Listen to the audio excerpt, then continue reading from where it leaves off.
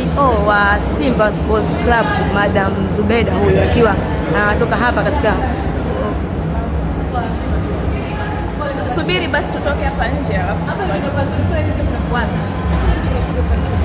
madam. Madam hapa hapa. Madam hapa hapa. Madam hapa hapa. Haya, unataka kusemaje? Subiri basi nimnipeni space alafu ndio nitawasili. Sasa nyinyi mnamchunga ataongeaje? Niongee. Nataka niongee. Sasa tunatembea. Subirini basi. Sawa.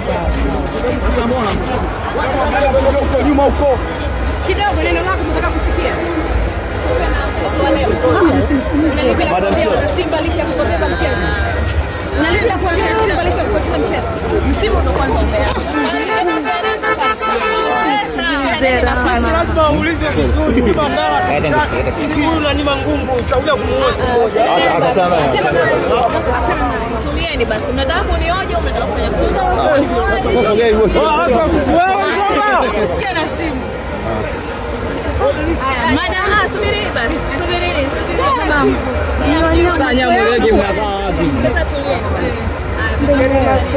Wale kwa mchezo na umeutazama. Madam, kamera ziko huku.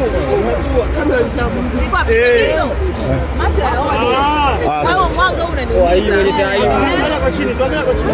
Madam sio pole na matokeo. Subiri niwaambie jamani. Tunamsemaje? Ndio. Tuna mwalimu. Watu waongelea masuala yote kuhusiana na mchezo na masuala mengine. Mimi kama mtendaji kazi yangu ni moja tu, kuhakikisha mazingira ya kiutawala na management yanafanyika vizuri. Na safari tunafanikiwa kwenye mchezo wetu wa kwanza wa kombe la mabingwa na hiyo ndio kwa sasa. Lakini Madam CEO kupoteza